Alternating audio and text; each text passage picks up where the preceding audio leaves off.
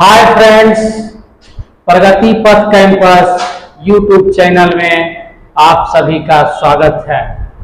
आज हम class 12th के साइकोलॉजी विषय से बुद्धि लब्धि के बारे में कुछ बताने जा रहे हैं। तो देखिए, बुद्धि लब्धि में रूप से जो होता है वो क्या होता है। मतलब बुद्धि लब्धि का मतलब ये है कि बुद्धि का जो माप एक तरह का हो गया। जैसे हम आपको बता रहे हैं कि कोई भी एक उम्र विशेष का जो बच्चा होगा उसके बुद्धि की तुलना जो है उसके उम्र के अन्य बच्चों से करने पर, मतलब जिसका एक उम्र विशेष का बच्चा है, किसी भी उम्र का हो, उसका जो है उम्र का तुलना किसी अन्य बच्चों से करेंगे और वह जो है औसत या औसत से कम या अधिक बुद्धि का बच्चा होगा। कम होगा या अधिक बुद्धि का बच्चा होगा। यानी मुख्य रूप से मतलब बुद्धि का जो मापन है ये हम कह सकते हैं या कम बुद्धि का बच्चा है या अधिक बुद्धि का बच्चा है, उसी को जो है कहा जाता है बुद्धि लब्धि। मुख्य रूप से ये जो है बुद्धि लब्धि का एक फॉर्मूला भी है बुद्धि लब्धि निकालने के लिए, जो कि हम यहाँ लिखे हुए हैं कि बुद्धि लब्धि बराबर क्या होता है। उसका होता है मानसिक आयु बटे वास्तविक आयु और गुणे 100। अगर किसी भी क्वेश्चन आता है इस पे कि बुद्धि लब्धि निकालें, जिसमें कि आपको हो सकता है किसी भी बच्चे का जो है आपका मानसिक आयु अगर हो सकता है दे दिया कि मानसिक आयु जो है आपका है 20 वर्ष।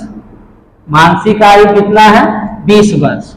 और जो है वास्तविक आयु जो है वो आपका रहे 10 वर्ष।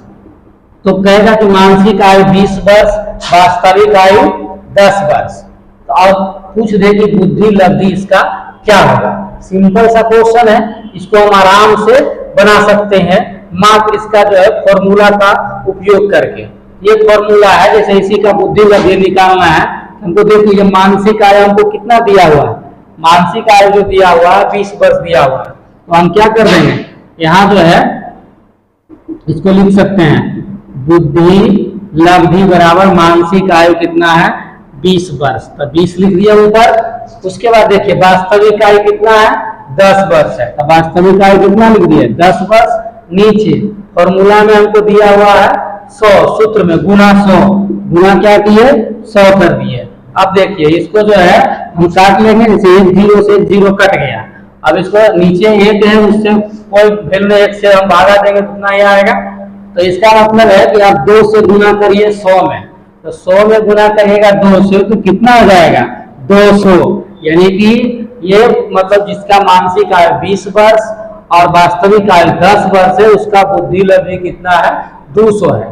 कहने का मतलब है कि देख लीजिए, इसमें मुख्य रूप से सोचना ये होता है कि जो 10 साल का बच्चा है वो 20 साल के आयु के बराबर के बच्चे के जैसा जो है सोच रहा है। ऐसा होता है क्योंकि जैसे जिसका बुद्धि लब्धि ज्यादा होता है वो क्या करता है कि मतलब क्लास उसका नीचा ही रखता है। कभी कभी ऐसा देखे होगा कि बच्चा 10th क्लास का, ये 10th क्लास का नहीं, मतलब अगर बच्चा 6th क्लास का है और वो जो है कि मैथ सोल्व कर रहा है, 10th का मैथ सोल्व कर देता है, 9th का मैथ सोल्व कर देता है।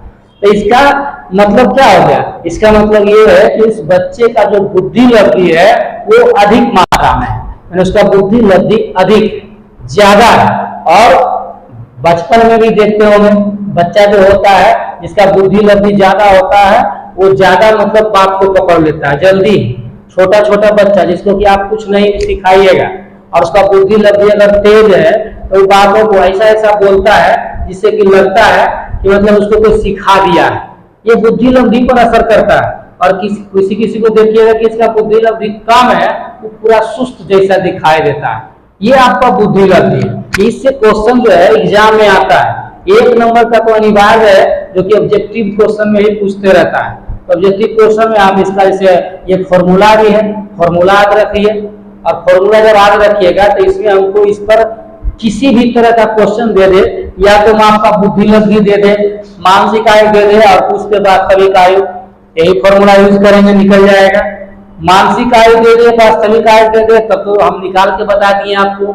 इसमें से दे दे मानसिक आयु, ये क्या कहते हैं वास्तविक आयु दे दे, मानसिक आयु पूछे और बुद्धि लब्धि दिया रहे तब भी निकाल सकते हैं। मतलब किसी भी फॉर्मेट में जो दिया हुआ रहेगा उसको लिख करके जो नहीं दिया हुआ वो भी निकल जाएगा। इसी फॉर्मूला से किसी भी क्वेश्चन को इस पर जो बुद्धि लब्धि निकालना रहेगा या इधर का जो दोनों चीज है निकालना रहेगा तो आप निकाल सकते हैं। और इस तरह से हमें लगता है कि आप जो है छोटा सा ही टॉपिक है बुद्धि लब्धि, लेकिन ये एग्जाम में आपको बराबर पूछते रहता है, इसलिए जरूरी है कि इसको आप लोग ध्यान से देखिए और ग्रहण करिए।